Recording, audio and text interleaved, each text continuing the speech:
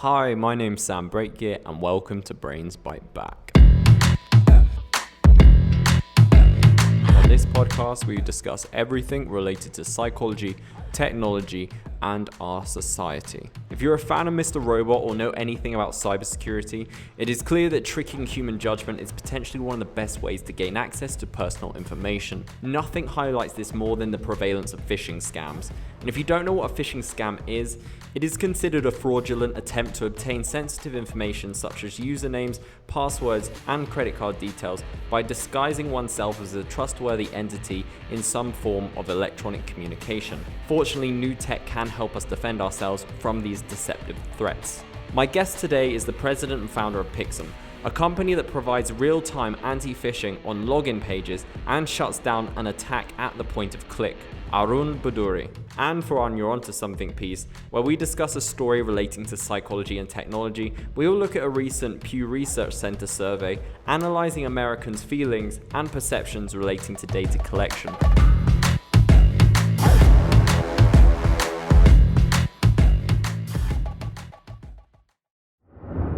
So you're from Boston. Are you there at the moment? Where are you right now? I'm right now in Bedford. Bedford. Where is Bedford?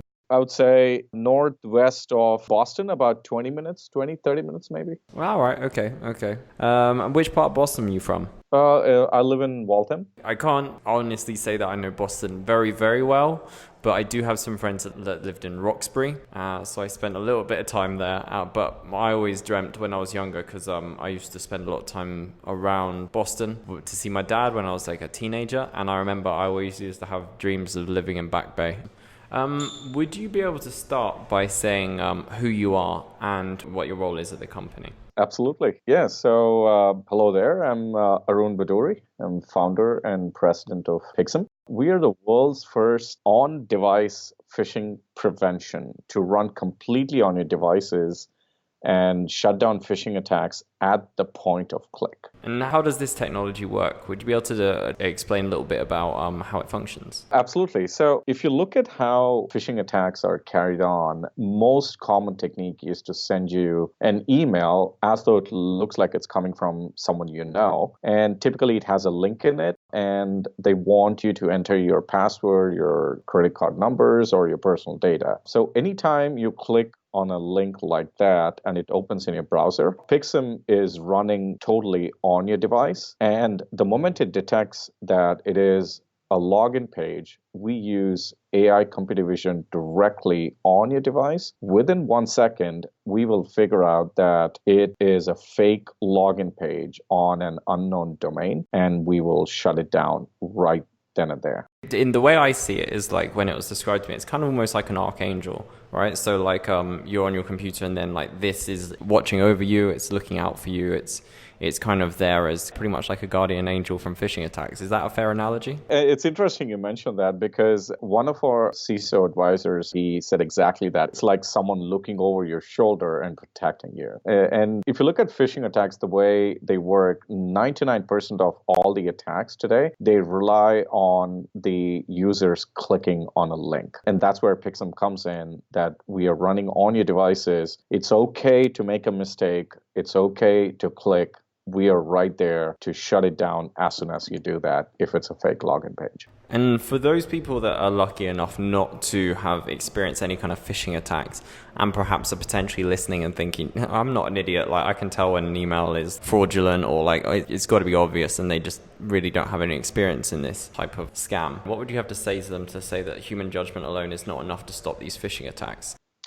Yeah, so these attacks are getting extremely sophisticated by the day, right? So if you look at, again, the whole social engineering aspect of phishing, it's common misconception that only CXOs are targeted or VPs of finance are targeted for phishing. If you look at the way these attacks are carried out, now attackers are extremely patient. If you look at the Marriott breach, they were in the Marriott network for more than 4 years. So the way they attack is they target someone junior in the company who's probably not very well trained, and they may not have enough access to the company data as well because they're junior. But once the attacker gets the password of their account, they do not do anything crazy. They wait, and they're very patient, and they attack other people in the organization from that compromised account. So you will actually get an email from the real account from your colleague whose account got compromised, and you'll just believe that it is coming from the right account because all your phishing training will point to the results saying that, oh, this is the real email because it is indeed coming from the real account, but it may be yet another phishing attack. And that's where Pixm comes in, that we take that judgment or decision-making process out of the hands of the user and automate it for you. Yeah. I remember the first time that I experienced a phishing attack. Fortunately, I didn't click on it or I didn't give any information away. I didn't fall for it. But I do remember it because it stays in my memory because it was so well done. I remember I received an email to my old email account, which I've now abandoned, and it was saying about how like a purchase has been through on Amazon, and to cancel this purchase, please log into your Amazon account now. It looked very, very real, but I analyzed it further on and noticed a few things were off. I can't remember what exactly it was, but it really stuck out for me. And one of the reasons why is because at the time I was working in technology and I was working in sales. Admittedly, it wasn't really like a heavy tech-focused role, but the fact that I like sold cybersecurity, and there I was almost convinced by an email. I can't imagine what it's like for people that don't have experience or don't have like the understanding of, just like you said, that like everyday folk can be targeted by this and just assume that like they just go for the big fishes or big players or big companies. It's unfortunate, but yeah, you do always have to be on guard whenever you receive any kind of emails like this. You said it could even become from like someone you think you know. I suppose it's a good thing we got Pixm on our side here. What was your inspiration to create this tool, by the way? So actually, let's take a step back looking at the anti-phishing industry in general, right? There are tons of cyber attacks today. You hear a lot about malware and ransomware and virus in the market, in the news, but the root cause of why all that happens is because somewhere some employee gave away their password to the attackers. And so if you look at how this whole industry has evolved, anti-phishing tags onto your work email account. So what happens is, let's say the most popular email is Microsoft Office 365, and it does come with a certain amount of default protection in it. Absolutely, no question. And then for anyone who needs extra protection, you add on the cloud-based email security on top of the default protection. And some big names here, Proofpoint, Mimecast, Microsoft's own ATP, Cisco, Barracuda. There are a lot of solutions out there. And the way that industry has evolved is like a blacklist kind of an approach, which means somewhere someone finds an attack, reports it, it gets into a database, and from then on, that attack is blocked. But what about brand new attacks that come beyond that? And so there are definitely leaks in that kind of an approach. And those leaks end up into your inbox. And it is well-known fact and published results that there are these leaks and they do end up in the inbox. And this is your work email. But what about your personal email? LinkedIn, Facebook, Twitter. If you look at how during the last US elections, how Clinton's emails got hacked into, they got it through John Podesta. His Gmail account used that to get into the DNC. So that is also another attack pattern where they target employees on their personal accounts where they're not typically protected well, and then use that to get into the work account. And so how is everyone protecting companies today, knowing that there are leaks and these emails do make it to the inbox? The most predominant way today is phishing training, which is why companies like, KnowBe4 is now valued at over $1 billion in trying to educate employees into identifying how phishing attacks work. Even there, that leads to phishing training fatigue. So as you mentioned, you and I, we are in this space, but we are not immune, even though we may know everything about phishing. We may be in a rush someday and end up clicking on a link. So the employee or the person in front of the device is the weakest link in this whole picture. And that's where Pixm comes in. And that's why we are on the device. And the way we thought about this from ground up is when we started, we were yet another cloud-based solution, just like the Proofpoints or the Mimecast or ATP. And in 2017, we completely changed our approach because the attackers have now blocked every cloud-based solution. And that's where we completely transformed ourselves to say, hey, the future is attacks are moving to the device, and that's where we need to be.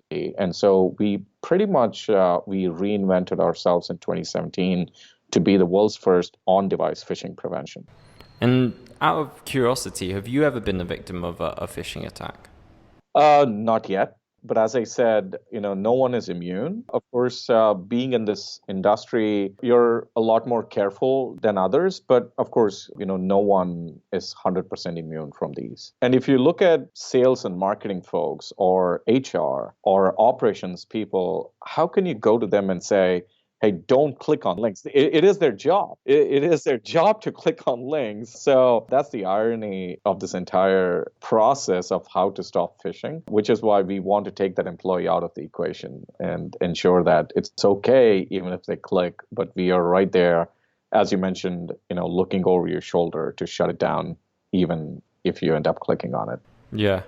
I can imagine, you tell your staff so frequently, like, careful, watch out, don't do that. They'll be too scared to even open up their inbox. Yeah, and on that point, right, we are pretty big into healthcare, and and I was talking to a CIO of a large hospital recently. He recently joined that hospital, and they do pretty frequent phishing training for employees, pretty much, I think, once every month.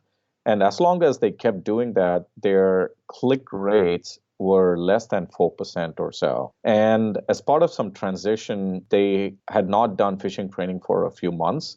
And after that gap of no training for a few months, they did a phishing test. Their numbers were back up to like 28%. So you can see it does lead to some kind of a fatigue. I can imagine. Out of interest, do you ever watch the show Mr. Robot? I actually watched most of first season. I haven't continued yet, but yeah, it is very interesting. Yeah, similar to yourself. I watched, I'm not completely up to date. I think the fourth season's come out. I haven't kept up with it. But yeah, I was actually thinking about the first season when I can't remember it. It's been a while since I watched it.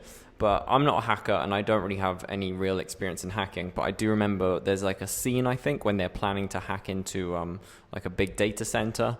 And they're saying, I can't see any kind of like weaknesses.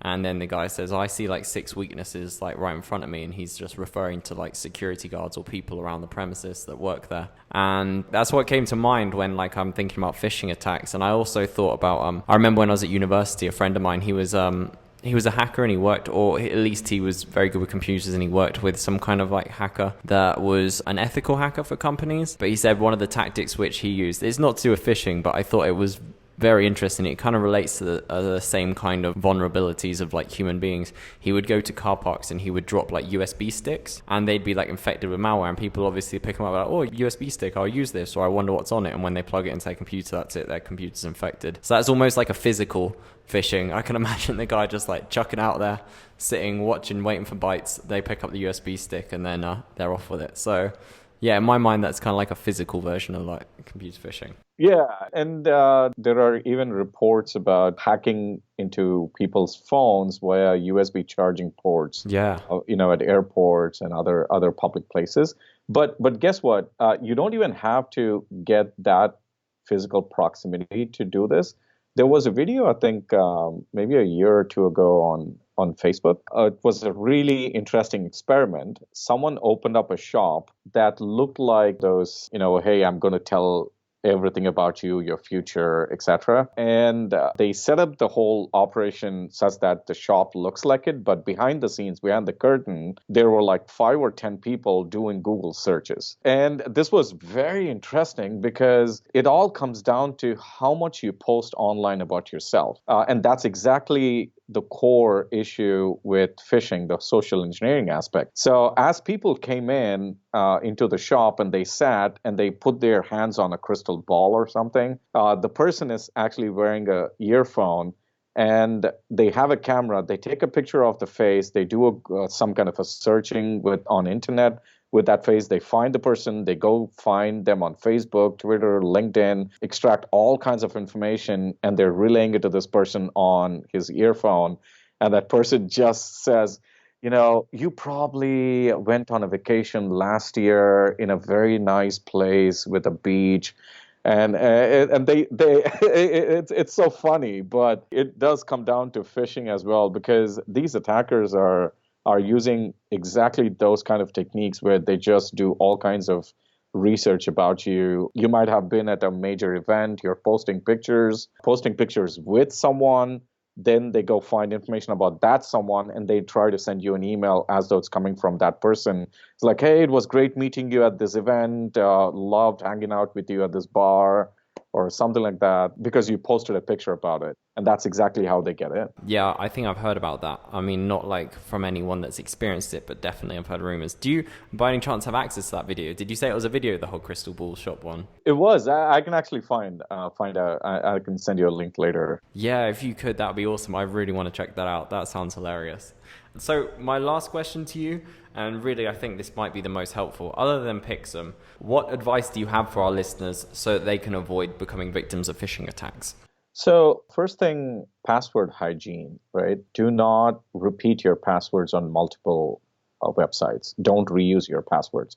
Especially don't reuse your passwords from work into your personal accounts, and use some sort of password managers. You can just search. I don't want to mention any names here as a recommendation or something, but you can definitely Google for best password managers.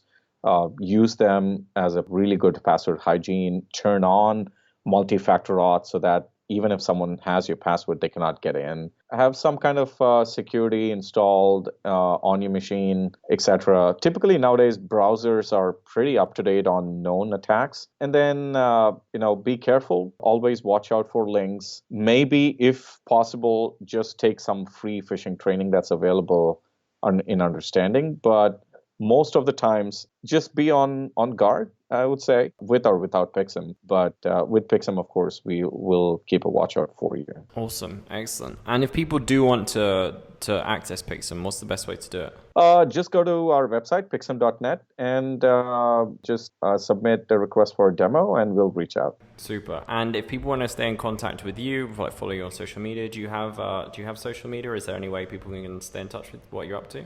Absolutely, yeah. Just find me on LinkedIn. Just search for my name, Arun Buduri, and reach out or connect. I would love to exchange contacts there. Fantastic. Arun, that's everything from me. I just want to say thank you so much. It seems like you're doing a really good job here. And yeah, let's hope that we don't have to be as vigilant. Obviously, always best to stay vigilant, but with Pixm's help, hopefully it will become less of a necessity and more of just general good keeping. Absolutely. Really glad to have connected here. Thank you so much, Sam. Neuron to something. Inverse reports that according to a new Pew Research Center survey, around 62% of Americans think it's pretty much impossible to live a normal life without having data collected on you on a regular basis. Despite Americans' frequent use of apps and services that collect data, around 81% said giving companies their information presents more risks than rewards. Another 66% feel uncomfortable with how much information the government is collecting on them. And the most unfortunate part of all of this is how helpless they feel. Over 80% of those surveyed said they don't feel like they're in control of their data, whether it's a company or the government collecting it. That's our show. I hope you enjoyed it. If you like this episode, then you can follow us on Spotify. You can check us out on iTunes and anywhere else where you get your podcast. You can also subscribe to our newsletter here at The Sociable. Just go on our homepage. All you need to do is add your name and your email, and you'll stay up to date with all our episodes and our articles.